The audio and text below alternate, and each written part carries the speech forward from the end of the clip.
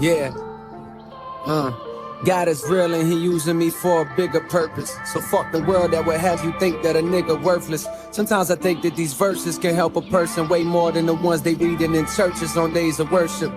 No disrespect to the Lord and Savior, that ain't just ego. I just observed that them words no longer relate to people.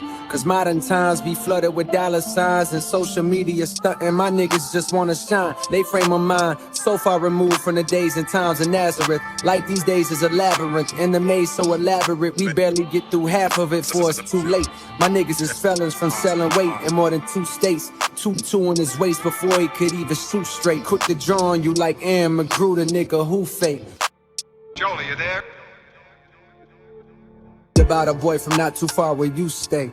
Want you to fly, want you to fly, want you to fly, want you to fly, here we go. Want you to fly, want you to fly, want you to fly, want you to fly, here we go. His mama was the virgin named Yolanda, and she raised him on her own. After she was disowned, her mama called her a liar, said get the fuck out my home since you wanna be grown. So there she was now, 17 and alone. But this little boy that grew in her stomach made her feel strong. The angels paid her a visit one night and let it be known this was God's child. Woman, behold a miracle. She shed tears cause she never believed in the spiritual, but her heart was pure and she was good. For 18 years she raised him on Section 8 in the cold embrace of the hood. Did the best that she could. The boy was named Javari, walked with the spirit of his father emanating from body.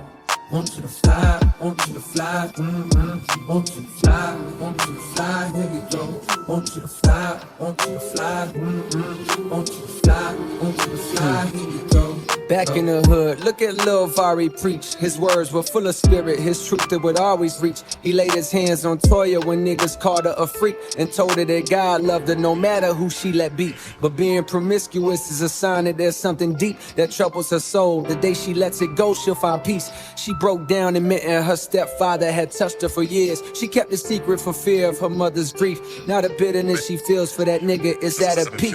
And a lack of self-esteem is the reason that she would sleep with anybody and not think twice. Javari spoke calmly, instructing her to forgive her stepfather. Though he was wrong, he was sick, afflicted by evil, but the power to switch how you feel about people who hurt you is truly a gift. The thing that can make you rich or keep you down in the ditch. If you refuse to let go of the ground, then how can you lift into the sky where you belong with the Most High? Now wipe those tears from your eyes. My father wants you to fly.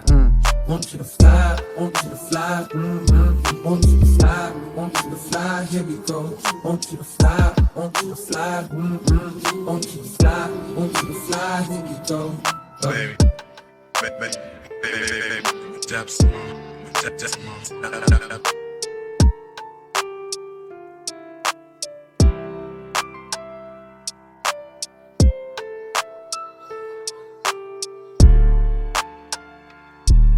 Baby, something I'm feeling in the depths of my heart.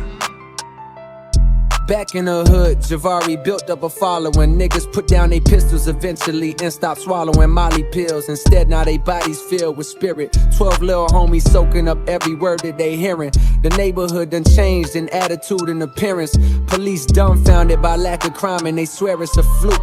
Not knowing the truth that this America niggas is waking up, but the powers that be, they fear it. So government keeping tabs on Javari and those who practice adherence to things he teaching, and then comes the interference. They storm the hood, guns out, bust into the house that he slept in. A warrant claiming suspicion of drug possession. But Vari sat calmly as if he had been expecting, heart full of love, even for those who need to oppress him. They told him hands up and he did just as they directed. They fired on him, claiming they thought he reached for a weapon. He laid on the floor breathless, blood leaking from his chest, plus a bullet hole through both of his palms. Ain't that a message? The neighborhood was stressing. The son of God murdered and carried away on stretcher, body oppressor. But 3 days later, the coroner pulled a table, and what happened next is like something you see on cable or hear in a fable. He was suddenly able to open his eyes, look at him rise. The coroner was surprised.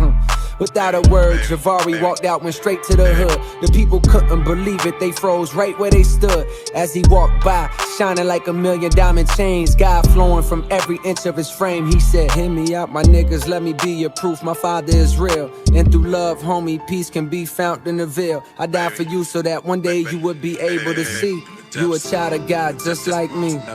Hear me out, my niggas, let me be your proof. My father is real, and through love, homie, peace can be found in the veil. I died for you so that one day you would be able to see you a child of God just like me.